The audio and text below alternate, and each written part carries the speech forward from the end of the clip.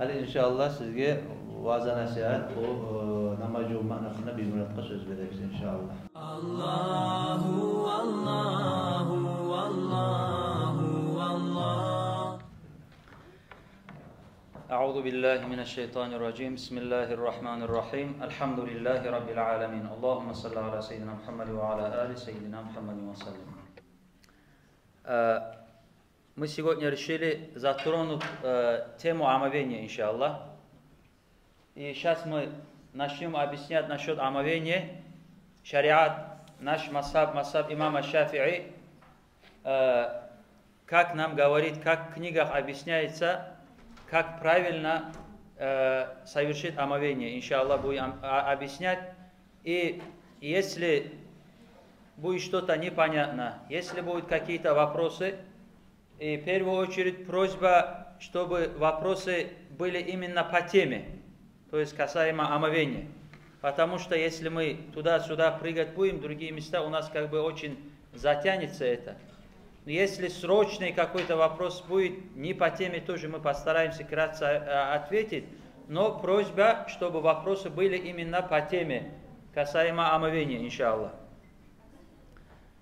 Сегодня тоже, конечно, мы все то, что касается омовения, объяснить не сможем, но в общем обязательные действия омовения и какие ошибки обычно мы допускаем во время совершения омовения, чтобы мы в дальнейшем не допускали эти ошибки, иншаллах, сейчас будем объяснять.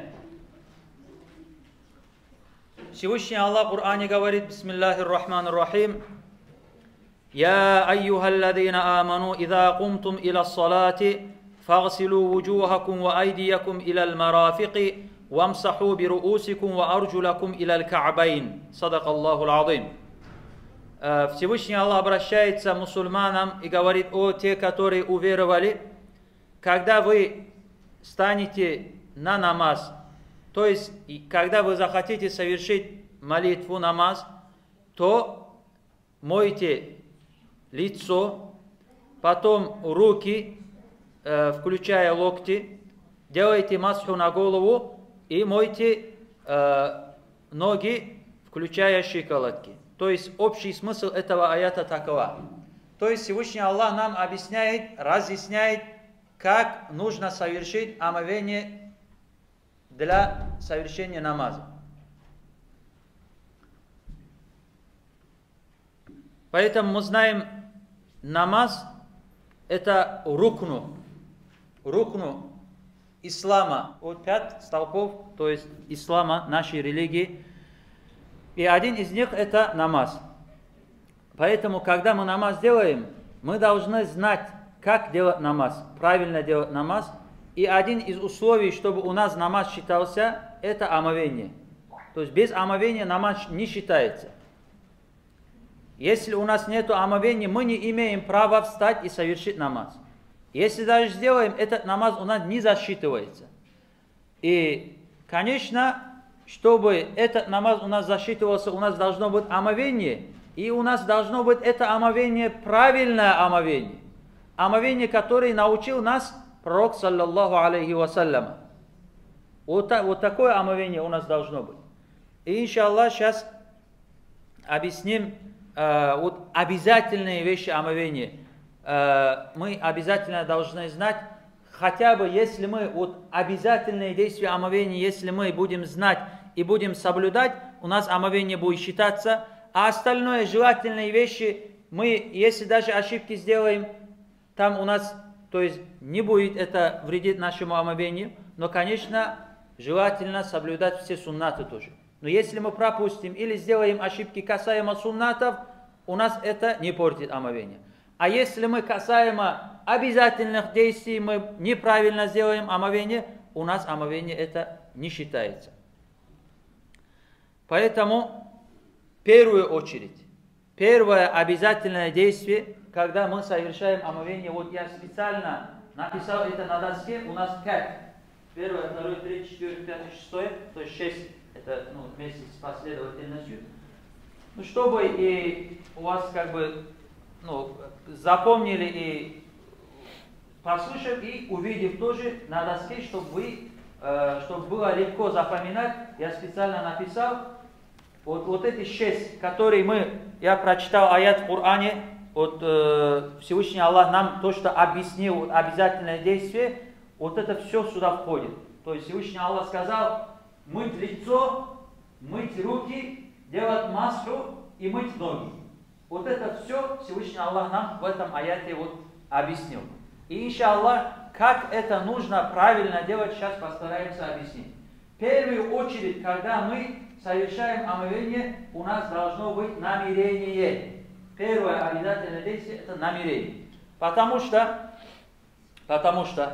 есть ибада, есть ада. То есть обычные дела, которые мы кушаем, пьем, куда-то ходим, это обычные дела повсеместные. И есть ибада, которые мы совершаем. Намаз делаем, пост держим, закат выплачиваем, садака делаем, там зикру делаем, ибада. То есть от ибадата действия и от адата действия, что отличает? Как мы можем отличить? Это намерение. То есть, если мы делаем намерение и делаем омовение, у нас это ибада. Если мы намерение не делаем, просто моем лицо, если как моем лицо, руки, ноги, все моем, это не омовение, это просто мы, то есть для соблюдения чистоты моемся. То есть, чтобы у нас это считалось как ибада, должно быть намерение. А омовение это ибада. И это намерение должно быть при мытье лица, когда мы моем лицо. Вот второе обязательное – это мытье лица. Вот они должны быть вместе. То есть это отдельный рукну, отдельный аркан, то есть намерение и мытье лица. Но они совершаются вместе. То есть мы моем лицо и одновременно делаем намерение. Никак не поздно и не раньше. То есть заранее сделали намерение, потом моем лицо. Неправильно, ошибка, не считается омовение. Помыли лицо, потом делаем намерение. Тоже не считается, неправильно. Именно в тот момент я вознамерился совершить малое обязательное омовение, то есть делаем омовение и моем лицо. То есть делаем намерение и моем лицо. Обязательно должно быть мытья лица и намерение. Они должны быть вместе. Потом, иншаллах, сейчас отдельно тоже мы объясним, где мы обычно делаем ошибки. Третье – это мытье обеих рук, включая локти, мытье обеих рук. Желательно сначала правую, потом левую руку моем. Потом масло это поглаживание головы намоченными руками, то есть делаем масло. Потом моем ноги, включая лодыжки, щиколотки. Желательно сначала правую, потом левую ногу моем. И вот это последовательно, тоже из рук, то есть вот это все с намерением мытья лица, и вот первое, второе, третье, четвертое, пятое, она должна быть последовательность. Нам нельзя, неправильно будет, у нас омовение не будет считаться. Помыли лицо, потом сделали масху, потом моем руки. То есть местами поменяли. Неправильно. У нас это омовение не считается. Есть много людей, которые вот это не знают, и вот 10, 20, 15 лет, то есть вот так делают омовение, считая это правильно, на самом деле это неправильно. Обязательно должно быть вот эта последовательность. Без последовательности у нас омовение не считается. Так. Сейчас, иншаллах, объясним, вот какие ошибки у нас бывают обычно, и чтобы эти ошибки не делать во время совершения омовения. В первую очередь, конечно, когда мы совершаем омовение, вот то, что я перечислил, иншаллах, мы границы тоже этого объясним, где границы лица, где границы рук, мы сказали, это до локтей, включая локти, и до щиколоток, включая щиколотки, это у ног. То есть, вот это все органы, которые мы совершаем омовение, должно быть, то есть, если есть что-то, которое препятствует проникновению воды, то есть мы должны это удалить. У женщин это обычно, то есть макияжи, там, помады, лак, там ламинированные ресницы, там что угодно. То есть любая вещь, которая препятствует проникновению воды на кожу, это обязательно должны мы убрать. Если вода не попадет, у нас не считается. Вот мы сказали лицо, вот начнем с лица. Намерение мы объяснили, без намерения у нас не считается. И место намерения это сердце. Место намерения это сердце. То есть не обязательно проговорить языком, но желательно, в книгах фикх об этом говорится, желательно проговорить это языком. То есть я вознамерился совершить омовение. То есть желательно говорить, но не обязательно. Обязательно моем лицо и сердцем делаем намерение, не языком, сердцем делаем намерение, что я совершаю обязательное малоомовение. У нас считается. Обязательно это, чтобы у тебя в голове, в сердце было. Проговорить языком это желательно. Если у нас сердца не было, мы куда-то намерение в другом месте были, мы автоматически языком сказали, считается? Нет, не считается. Обязательно это что? Это чтобы сердце было. А язык это помощник. Языком говорить желательно. Желательно. Почему? Потому что если мы постоянно будем ограничиваться только сердцем, может у нас вот это васвас, сомнение будет, так, сделали намерение, не сделали намерение. Чтобы вот это сомнение, васвас, вот, чтобы убрать, поэтому ученые говорят, желательно проговорить это и языком. То есть должно быть сердце и помощник язык. Насчет намерения. Насчет лица. Границы лица. Где границы лица у нас? По длине. Лоб, где вот верхняя часть лба, где начинают уже расти волосы, уже дальше уже голова, а здесь начинается лоб, то есть верхняя часть лба. Здесь нижняя часть челюсти, где вот эти два челюсти соприкасаются, нижняя часть, вот это по длине. По ширине между двумя ушами. То есть вот здесь отсюда вот 4 точки у нас получились. Делаем круг. Вот это у нас внутри, это получается у нас границы лица. Вот 4 точки взяли, делаем круг, у нас вот это лицо. Вот это считается лицом. И поэтому, вот границы узнали лица. Вот все то, что на границе лица, волосы, к примеру, у мужчин борода, усы, брови, ресницы, обязательно все помыть. У мужчин, кроме, если густая борода, хватает сверху помыть, не обязательно, то есть до кожи. Если редкая борода, обязательно и до кожи тоже.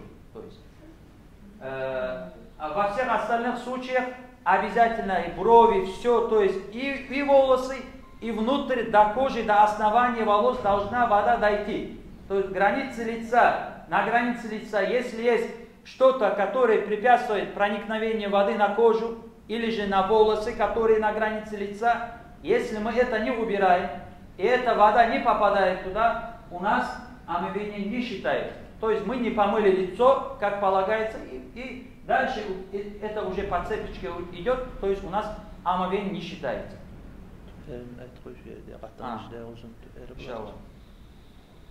Так, здесь на что мы еще должны обратить внимание. Если по ходу есть вопросы, или же дальше, иншаллах, я сейчас постараюсь объяснить. Может быть, можно написать, отправить, можно так сказать, разницы нету, если вопросы будут, иншаллах. Если, может, я что-то пропущу, что-то забуду, то есть можно будет, иншаллах, вопросы тоже задавать. То есть здесь мы еще на что должны обратить внимание. Вот Руслан напомнил. Волосы, вот где рядом с ухом вот этот кость, вот эта кость. Если на ней есть волосы, особенно это женщин касается, как делают, здесь волосы сюда убирают, и потом, когда моют лицо, то есть вот этот волосы не моются. Это как бы неправильная ошибка. То есть, если есть вот именно вот где вот эта кость, именно где вот эта кость рядом с ухом, на нем и ниже, не наверху. Наверху это уже как бы не входит в границы. То есть, если наверху этой кости не входит. Если на нем и ниже есть волосы, или надо убрать, или же его надо отпустить, когда мы моем лицо, и помыть эти волосы тоже. Или если постоянно неудобно, можно как бы убрать тоже. И если там есть, мы обязательно это должны помыть, когда моем лицо. Обязательно. Потому что это на границе лица получается. Именно вот это, где вот кость. И ниже, если есть.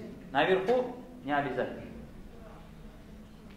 Потом, на что мы еще должны обратить внимание, когда моем лицо. Когда моем лицо, вот смыкать губы. Вот краснота губ тоже должны обязательно помыть. Если мы смыкаем губы, когда моем лицо, вот краснота губ мы не помыли. То есть это тоже ошибка, неправильно. А у нас мы должны, то есть, оставить открытыми губы, не смыкать, когда моем лицо. Потом, это мужчин касается под нижней губой, вот волосы тоже, когда мы моем, сюда не попадает, обязательно на это нужно обращать внимание. И еще...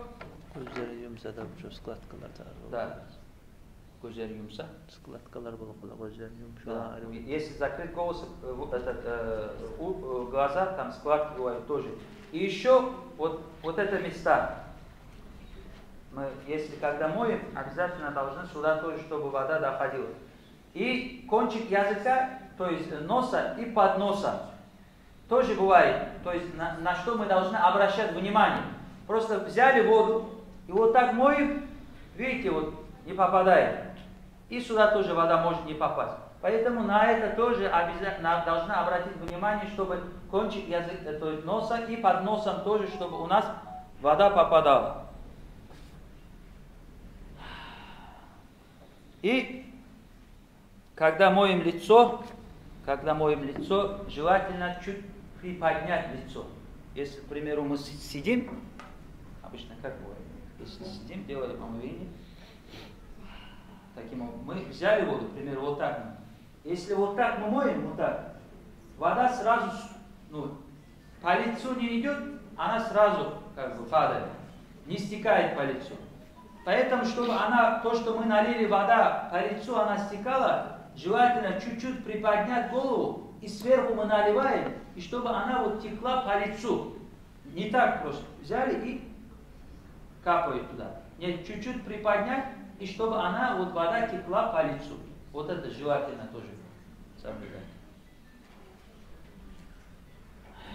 Вроде понятно, то есть обязательно должны. И когда мы моем лицо и остальные органы, разницы нету, мы вот взяли воду, начали мыть, то есть мы взяли, а сверху наливаем, то есть верхнюю часть, чтобы начали, сверху наливаем, моем, если сюда, и везде, что вода, везде, где есть вероятность, что вода не попадет, обязательно должны обратить внимание, чтобы вода попадала. И мы вот руки не должны отрывать, когда моем. Если, например, мы взяли, вот так моем, вот здесь, сюда же не попала вода, моем, оторвали руки, и здесь тоже моем. И когда мы оторвали, к примеру, здесь капли попали в нашу руку, и здесь моем, у нас уже не считается. Потому что вот капли воды, которые мы моем, когда она от нашего тела как бы уходит, это считается использованная вода, которая непригодна для омовения. И эта вода, если мы, например, делаем кувшином омовение, там говорится, желательно, чтобы горлышко закрывалось у кувшина, то есть вот эти капли не попадали туда, которые мы делаем омовение. Если туда капли попадают, эта вода становится использованной водой. Поэтому, когда мы делаем омовение, лицо моем, руки моем, вот эти капли, которые текут, эта вода уже использована для омовения, эта вода уже непригодна. И если эта вода с другой, как бы она смешивается с другой малой водой, тоже эта вода становится непригодной для омовения. Поэтому мы вот так моем, сюда рука убрали, капля попала, и здесь дальше моем, уже все как бы не получается, неправильно. Поэтому желательно, не отрывая, полностью помыть. Ну и 3 раза, конечно. По новой же можно сделать? По новой можно делать, да. Просто если мы это ограничиваемся, так оставим, У нас не получится, по новой можно, да. А лишние движения во время омовения можно? Можно, лишние движения во время омовения можно. Это когда, это не намаз, там лишние движения. Там говорится в книгах, нежелательно больше 3 раз мыть. И меньше, и больше не делать. То есть нам желательно по 3 раза все, как бы лицо моем 3 раза, руки моем по 3 раза. Если мы явно видим, все, везде вода попала. 3 раза помыли, везде вода попала, нежелательно 4-й, 5-й раз мыть, потому что желательно ограничиться именно 3. Тирать тоже это сунна. Есть в других масхабах даже обязательно имам Малик масхаб, но по нашему масхабу имама Шафии желательно втирать. Но такое тоже есть. К примеру, вода должна обязательно течь везде. То есть, если у нас не получается по-другому, у нас получается, это как бы мы обязаны делать так, чтобы она как бы текла. То есть, если получается без стирания, то есть везде, чтобы вода попала под кран, поставил, без сделал, то это считается. Можно вытирать? Нежелательно.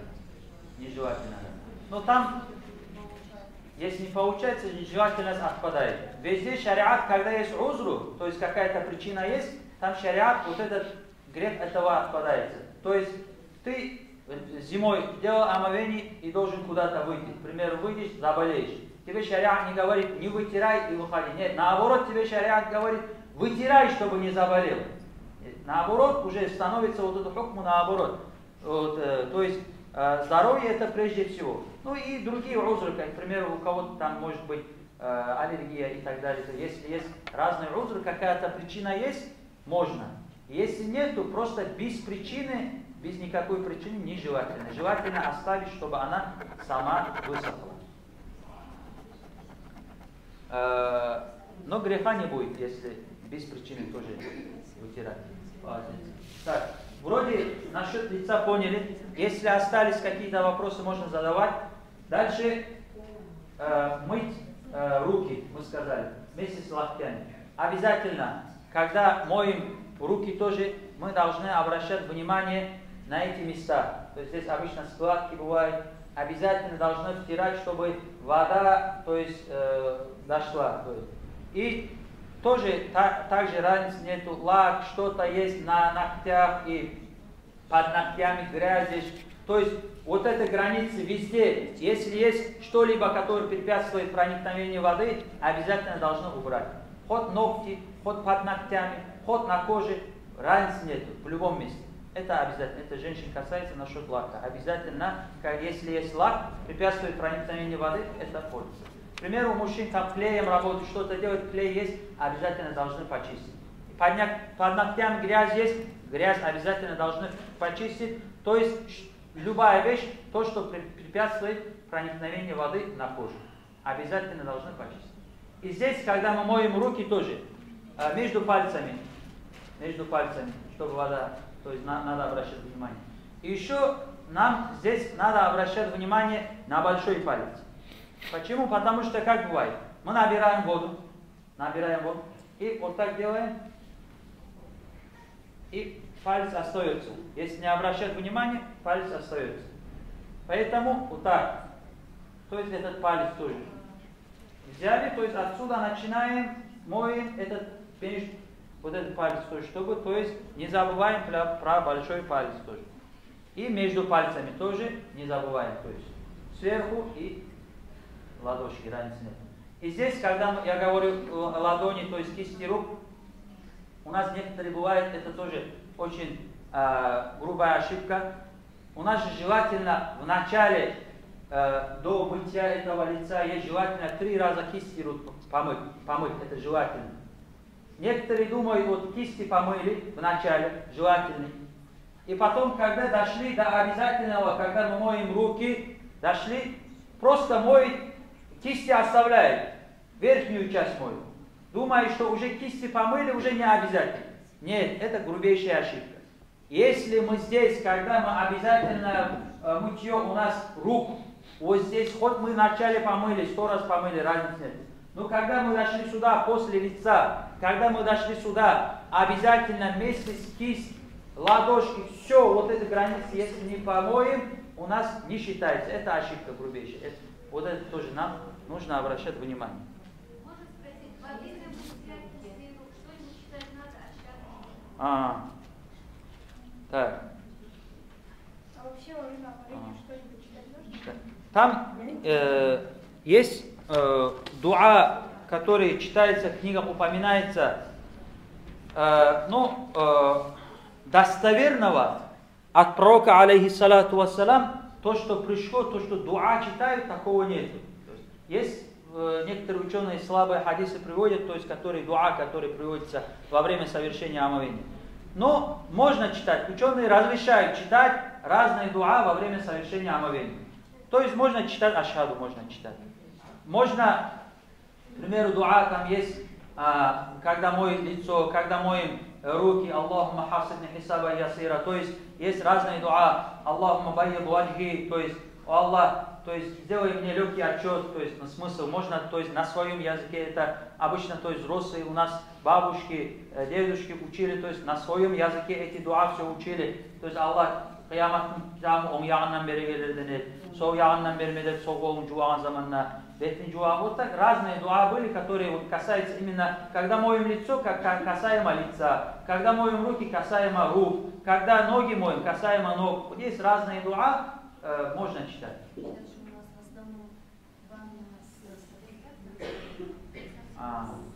Ну, в ванной комнате нежелательно. Нежелательно.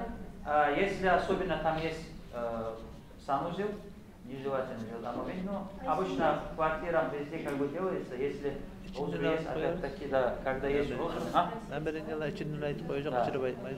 крем для рук? Крем. Насчет кремов. Крем, обычно крем...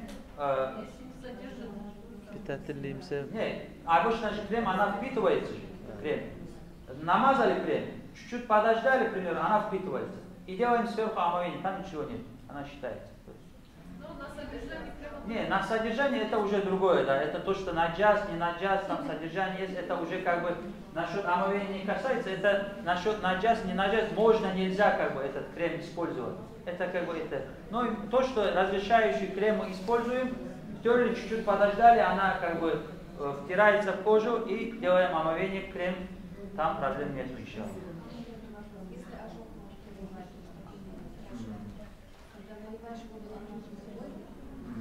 Ну, это уже насчет ожога. Насчет ожога это отдельная тема, конечно. Это как гипс, ожог, это если туда воду нельзя использовать, там делается таяммум, это чистой землей. Как бы это как бы отдельная тема, можно будет, да. Вместо омовения делается таяммум. К примеру, у нас гипс есть, скажем, ожог, повязка есть. Мы вот на правой руке есть гипс, к примеру, скажем. Как мы должны делать омовение? Опять-таки мы чуть от темы отходим, но вкратце скажу. То есть мы делаем омовение, начинаем моем лицо, то есть сделали намерение, то есть как, вот, например, левой рукой моем лицо, сделали намерение, как водой моем. Потом, когда мы доходим до правой руки, у нас гипс. Что делаем?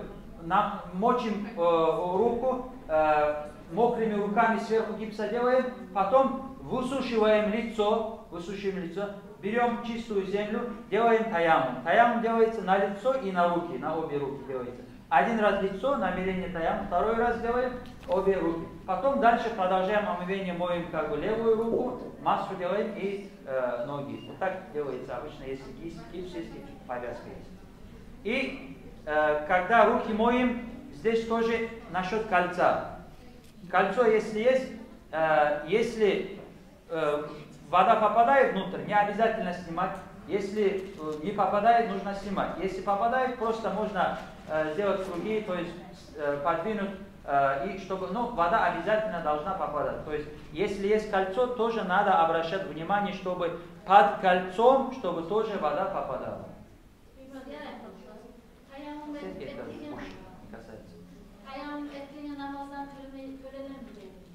Если таяммума сделать, это возмещается или нет? Ну, это есть места, где возмещаются, есть моменты, где не возмещаются. Там есть моменты, если этот гипс на руке, то возмещается. Если гипс на ноге, то есть где не таямум, это орган считается нога, на ноге, и этот гипс поставили омовением, и то тогда как бы не возмещается эти намазы. Но есть моменты, где возмещается, а где не возмещается. Так, дальше тогда.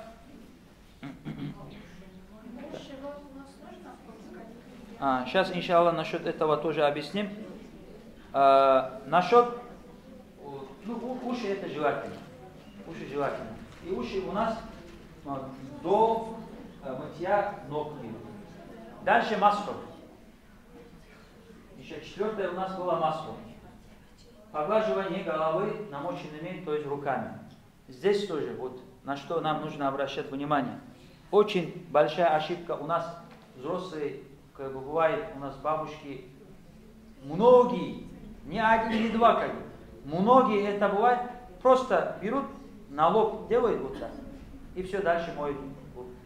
Не считается, неправильно. Грубейшая ошибка. Лоб, я же вначале сказал, лоб это лицо. Сверху лба, где волосы начинают расти, там у нас голова. А массу делается на голову, не на лоб. Запомните. Кто бы ни говорил, запомните, и если кого-то увидите, скажите. Это очень распространенная, грубейшая ошибка, к сожалению, у нас. Делают на лоб массу и ограничиваются этим. Ни в коем случае нельзя. И женщинам, и мужчинам разницы нет. Голова у нас наверху, лоб это лицо, запомните. Обязательно должны вот границы головы, то есть где вот волосы начинают расти, наверх. Вот там у нас должны быть делать маску. И здесь, когда мы делаем маску, женщинам вот особенно касается, мужчинам тоже, у кого челка, и у женщин обычно бывают длинные волосы. К примеру, маску обязательно мы должны делать границы головы. Вот голова, граница головы, если, к примеру, у мужчин волос нету, можно на кожу, на границе головы. Если волос есть, по нашему мазхабу имама Шафии хватает, один волос попадает, один волос сделали на границе головы, один волос. Маску сделали, это считается. Желательно, конечно, как можно больше, как полностью. Мазхаб имама Абу Ханифа там 1/4 часть минимум должна быть, если не ошибаюсь. То есть у нас мазхаб имама Шафии один волос, или же кожа, если волос нету, это хватает. Но обязательно должна быть граница головы, на голове. И здесь я что хотел сказать насчет длинных волос. К примеру, сделали маску на голову, просто сверху волос сделали. А на самом деле эти волосы здесь, длинные, к примеру, волосы у женщины, сюда сделаем. И отпускаем эти волосы, распускаем. И вот эта часть куда-то сделал, когда распускаешь, выходит с головы сюда. Не считается. Челки, вот, например, у мужчин челка. Сюда сделали, не считается, потому что это не голова, не граница. То есть, мы должны, чтобы от этого как бы то есть предостеречься женщине. Хотя вот на основу, то есть взять сюда вот, на корни, на основание волос, если сделаем, то есть все, мы как бы от этого безопасность. Если длинные волосы, к примеру, и все волосы на голове сверху, к примеру, сделали, и это волосы просто, если отпускаешь, она уже не на границе головы не считается. То есть обязательно, когда ты, если их отпустишь, то есть она остается на границе головы, именно в это место нужно делать омовение. Вот это обязательно запомните, чтобы у нас... Вот, что? Корни намочить не обязательно. Но я это сказал, чтобы предостеречь, к примеру, если сверху сделаете, к примеру, если это волос отпускаете и ниже окажется как бы головы, то есть граница головы уходит, то у вас не считается. Поэтому, если корни сделаете, она же как бы, корень же не уходит, она на месте остается. То есть у вас вы как бы в безопасности от этого, чтобы у вас маска неправильным, чтобы не получилось. Я поэтому говорю. А так можно, не обязательно на корень делать. Главное, чтобы этот волос оставался на голове, в любом положении. Когда ты собираешь, когда распускаешь, в любом положении, чтобы этот волос оставался на голове, на границе головы. Вот это обязательно.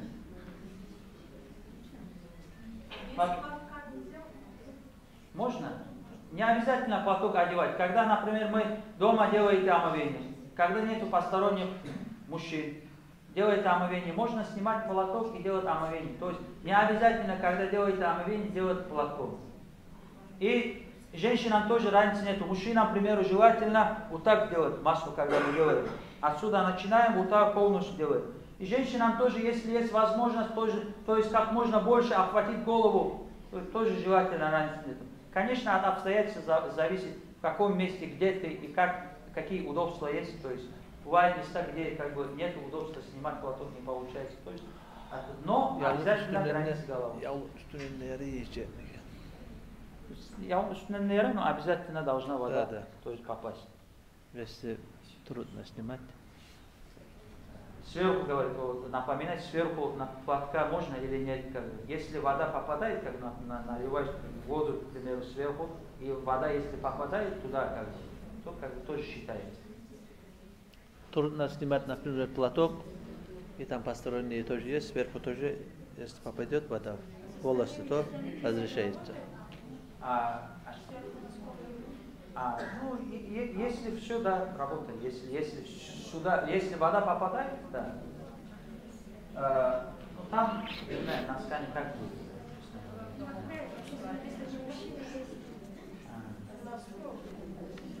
Так, здесь да, насчет ног дошли, иншаллах. Ноги тоже вместе с лодыжками, щиколотки включаются туда, вот эти кости обязательно должны. И когда моем ноги, тоже обязательно должны обращать внимание между пальцами тоже. И там тоже, как на руке, под ногтями, если грязь, что-то есть, тоже нужно обращать внимание. И на пятки обязательно нужно обращать внимание, если есть там, ну, обычно как бывает, пятки там остается вода, трудно как бы, поэтому нужно обращать внимание. Пророк, алейхиссалату вассалям, есть хадис «Вайлун ли аакабин минан нар». То есть пророк, алейхиссалату вассалям, увидев, как сахабы, когда делали омовение, сафари, они спешили побыстрее, сделали омовение, и увидел пророк, алейхиссалату вассалям, как пятки ног у них были сухие. Пророк, алейхиссалам, увидев их, сказал «Вайлун ли аакабин минан нар, асбигул вудуа». То есть будет вайлун, джаханнам, тем, которые не моют пятки во время совершения омовения. Идите, сделайте заново полноценное омовение, сказал пророк, алейхиссалам. Полноценно сделайте омовение, сказал пророк. Еще есть хадис пророка, алейхиссалам. Пророк, алейхиссалам, когда увидел человека, совершил омовение, на ноге палец он не помыл, была сухая, то есть ноготь в пальце. Пророк, алейхиссалам, ему тоже сказал, то есть вернись и заново соверши омовение. Поэтому обязательно, чтобы вот когда моем ноги тоже вместе с щиколотками, это обязательные границы, везде должна попадать вода. И вот это очередность, конечно, мы должны обязательно соблюдать. Их местами менять ни в коем случае нельзя. Запомните.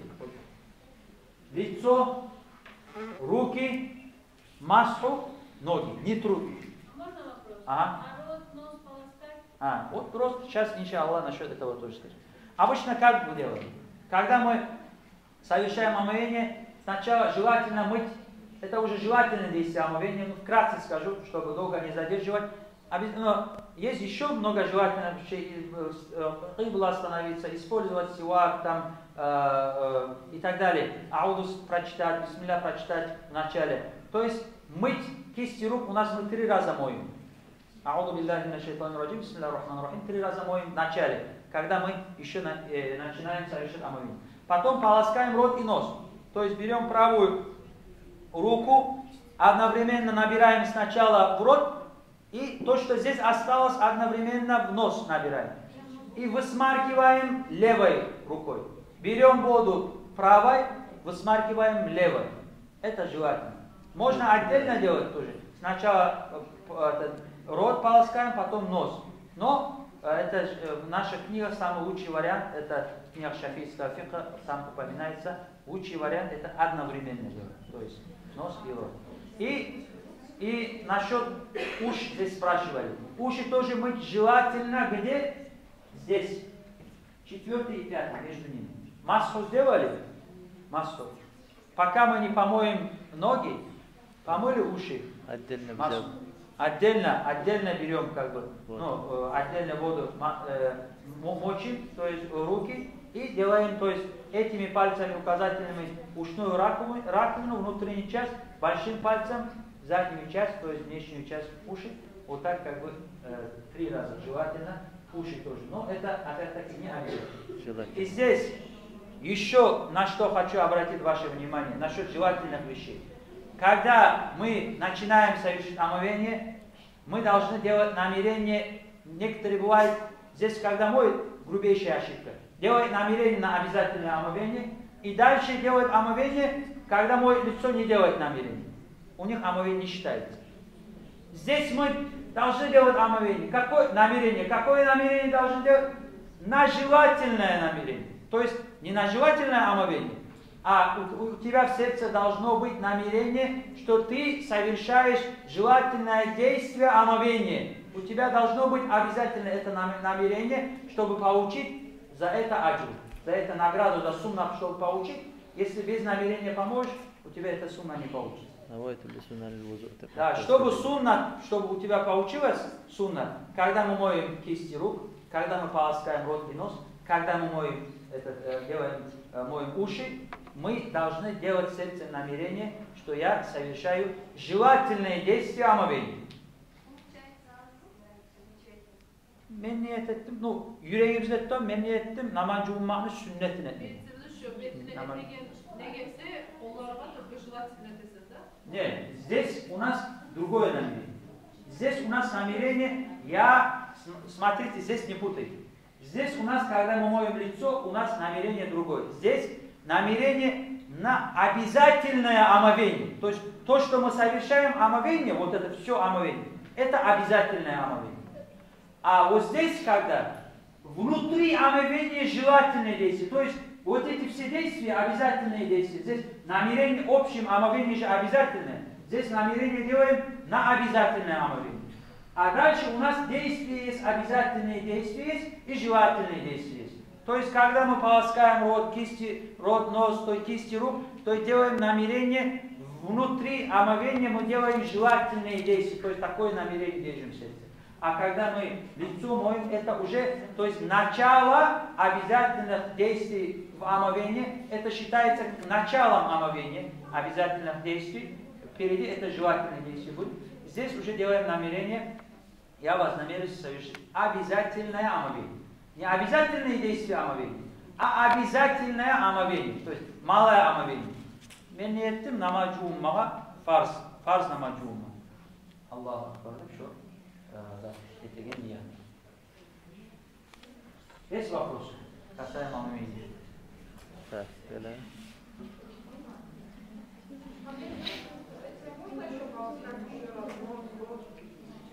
Между ними, да, между ними, там, смотрите, здесь вопрос спрашиваю. Вот очередность же есть, очередность. Мы делаем очередность. И между ними что-то добавлять можно или нет. То есть мы решили еще раз помыть, то есть просто полоскать рот и так далее. Можно, это не портит омовение, но не желательно. Желательно, муалят там есть, желательное действие, когда упоминается, то есть, чтобы без этого, чтобы это было, то есть очередность без перерыва, то есть между ними, чтобы беспрерывность, чтобы была. Поэтому между ними что-то делать нежелательно, то есть подряд все делать. Но если ты сделаешь, главное, вот, если ты не поменял местами, вот здесь очередность получилась, у тебя омовение не портится.